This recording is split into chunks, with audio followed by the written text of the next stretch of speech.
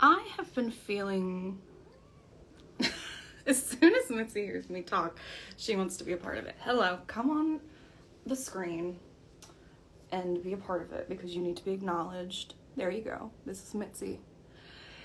And she needs to be a part of everything. Yes, you do. Yes, you do. Okay, so I've been feeling really sad lately, and I want to explain why, and I think it's gonna help, maybe. I've been feeling a lack of substance, both in friendships, relationships, and business. And I want to explain what that means and then like how. And so I feel like I've been noticing that we are in a community drought for sure. And people say that they want more community. They say that that's something that they want. And then when we create the opportunities for that and we're with people, we don't really try to connect. We don't really do much besides sit next to them, be with them, and either talk about ourselves or do the activity that is assigned to the occasion. And I love doing activities. I love taking photos. I love all of those things, obviously. But I also want to get to know you. And I can't count the times, even in the past year, that I feel empty and more alone with people than I do alone, and it's a very strange feeling, when I'm with people and I'm trying to connect by, asking questions or trying to get past that initial level of superficial whatever it is. And I know there's this space of getting to know somebody, and everybody has a different way of, what their threshold is, what they're comfortable with, how long it takes to break past that. But I feel like after 6 months or a couple months or, something, it's at what point can we try a little harder? Or if I were to ask you a question, where did you grow up? Something that's not even that deep, so to speak. It's just not about what's happening in this moment right now. That I feel like it's actually really common for those questions about connection that we say that we're so desperate for to not actually be reciprocated to the person that's asking them. And then it feels really strange to, as the person asking those questions, to say, well, this is where I grew up, right? Because then it makes it seem like that was the reason that you were asking, right? Because if you say, where did you grow up? And then they say Baltimore, and then you say, well, I also grew up in Baltimore. It seems like you're the one that's being you were just waiting for your turn to talk. And it's not that that's what was happening. It's just if you get to a point where in a relationship, you might end up knowing someone really well and they actually don't know you. And in my world, it happens really often where people think that they know me really, really well, but they don't. Because I have a business and a lot of things that I post online, people think that they know me really well. But this is also a business, and everything on Instagram is curated, so I choose what I post on here. So when people think that they know me in my story, it's well, either way, wouldn't you want to know it from me? But I don't know. I'm sure that this is a symptom of our culture right now with social media of wanting to do things together and be able to take photos and have proof of community without actually engaging in it. I love to think about what it is that I'm going to do to make the experience with the people that I'm with a little bit better. And I know that maybe that's going above and beyond, but And I also come from communities that are like gifting communities, like burners and things like that. And I am really surprised at how often it's very normal, very common for people to not even consider what they can do to contribute to an event that's being hosted. And this happens so often, you know, and I don't know, I'm just, in terms of substance, that's one area of my life where I feel that not contributing to conversations, not reciprocating questions and curiosity is something that's really making me sad. And that we are all community starved, but we are also really not doing, and I know that I can do better too. I sit there every weekend and I ask probing questions, I ask insightful questions, and then no one turns it back on me. And I'm just wondering, like, is it because you think that you know the answer because I'm online? Or is it because you haven't been taught to do that? Or is it because we're only programmed to talk about ourselves now? Or is it because you're so unused to being asked these questions because at other events, no one asks you these things? You know, I'm genuinely curious as to why this is so strange to be like, what about you? You know? Or to have the initiative to ask these things in the first place. So I am genuinely curious about that. And then the second thing in terms of substance that I'm curious about is about, I guess we could say my business, but personal development, self-help, self-love, whatever, mental health, whatever you want to call this. So the first thing is that I recently realized that my account is what they call shadow banned. I didn't realize that. I thought that was something that my social media manager was kind of saying, or that's something that people said that is just kind of thrown around as like an extra complaint on the algorithm. But apparently, I made a secondary account and I've been posting the exact same stuff on that account with, like, it had no followers. It has, I think, just under 50 followers now. And in the past month,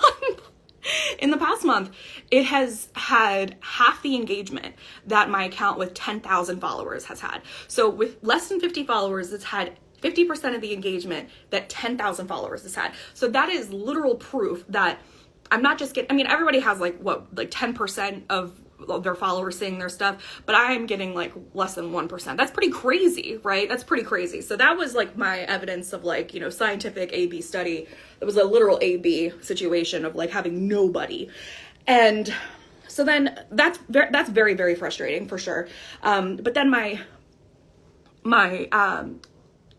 branch off of that is, okay, so I'm looking at what I can do to obviously increase views and things, that I'm looking at accounts that are like similar to me. There's not too many that are exactly like me, because I not only just talk about mental health and positivity and self-love, but I also do things like street art and you know, it's a little different, right? The way that I'm facilitating this. It's a little wackier. It's through play, it's through actual tangible stuff, like in person. And but the things that are like me, I look at these accounts and hair in my mouth, and I realize how the most popular accounts are things, and stay with me here, this isn't just about like me complaining about it. It's a bigger issue. It's the most popular accounts are these things that post the main mission statement being like, if you can only get through today, that's great. If you can, like, you're cute today, you are doing fine. Like, if all you can do is breathe, then that's great. Take a shower. Like, these very trite, overdone pieces of advice that started like as a blow up in 2012 and have been overdone and overhyped, and it's not real advice. But not only that, but the overarching message of, if you can only get through today, that's fine. Yes, that is true for some days more than others for some people.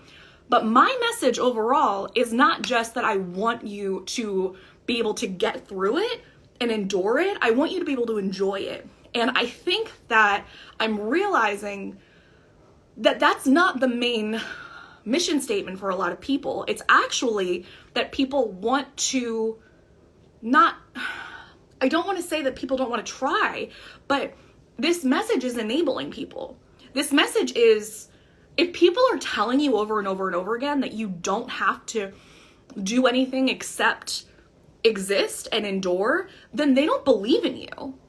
And I don't know how else to say that. Like, I want you to try and I want to push hard because I believe that you're capable of more. I have challenges and resources, and if you actually came into the Merriment Makers, I would, and look, people are dropping off now. Like, it's like as soon as I push a little bit, as soon as I don't coddle and don't say, hey, look, you don't have to just exist. You can do more. You can try harder. There is more available to you. Maybe the problem is the way that you're looking at things. Maybe the problem is, hear me out, the perspective that you're doing it, or the way that you've been doing it, or there's another rock that you haven't overturned. Maybe me coaching you can help do this, or maybe the resources available to you can, like, maybe it's your effort, maybe it's maybe there's something else that can do this for you, instead of just saying like, all you're gonna do is just get through the day. Yeah, if you get through every single day, you'll never accomplish anything. Look, everyone dropped off. Everyone stopped listening as soon as I said that. Everyone. Oh my God. Okay, so no one wants to be told this. No one wants to be told that there's more to do. It's so crazy. It's so crazy. And that just confirms everything. Like, oh my God. Like, I don't know why it's so hard to believe that all the things that we don't like in our lives could be, like, the denominator could be us. I don't know why that's so hard to wrap our heads around. We have grown into this like coddle mentality of like, well, please just like take care of yourself. Yes, absolutely take care of yourself and take some responsibility. And because I challenge people just even a little, people back away from me. And I challenge people in person. I challenge people online. And in my groups. And even if it's just through a worksheet, even the worksheet is saying like, hey, what is going on in your thoughts? Can you reframe this? Instead of just an affirmation that says like, you look cute today. I'm so sorry, but that you look cute today affirmation that's been recycled for 10 years over and over and over again is not going to change your life. But reframing and cognitive behavioral therapy techniques and psychological, actual based scientific methods will. They will. And they've been proven to. It sucks. It's not sexy. It's hard work. You're going to cry. You will. But it will actually make an impact. But we don't like work. And we keep being told that it's not necessary. And I hate it. And maybe I could beat the algorithm and make more money if I changed my mission statement to be like, please take care. But I'm not going to, because it fucks with my integrity. Because I don't believe that that's going to change your life. There are days when you need that. And I think that you should know by now, through over a decade of self-care in the zeitgeist, that you know that self-care is an option. Self-care is comfort. And self-love is action. So if you want to take action, I'm here and I'm waiting. But I'm not going to give in to a zeitgeist that is anti-substance. I won't. And that's what's making me sad, is that we claim that we want substance, but we don't.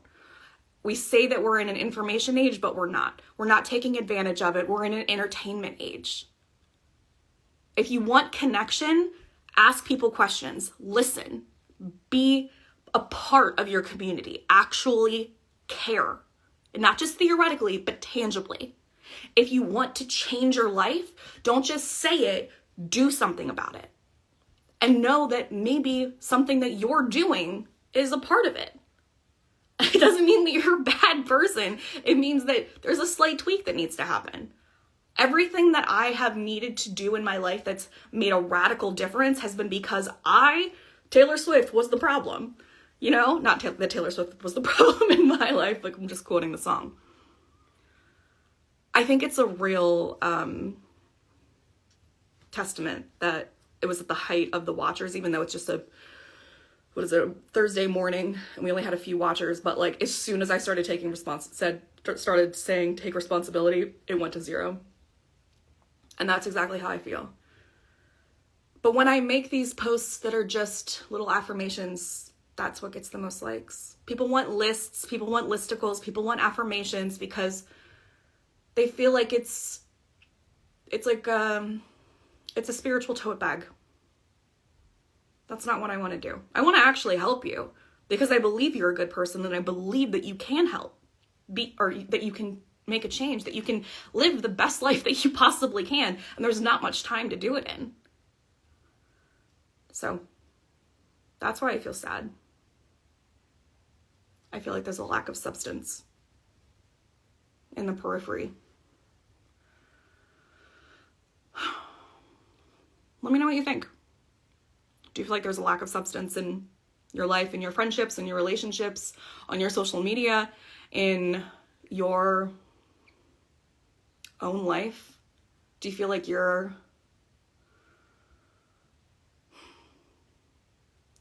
I know that I sometimes feel like it's easier to just like make a list and then not do it. There's plenty of lists of ideas even that I have that I don't do anything about, or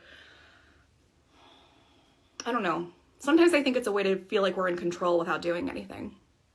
And control gives us a sense of autonomy, which gives us self-esteem. Okay, well, that's my rant for today. I haven't done something like this in a very long time, but it's bothering me. Okay, I'm gonna end this. I don't know how to. I hope you have a good day.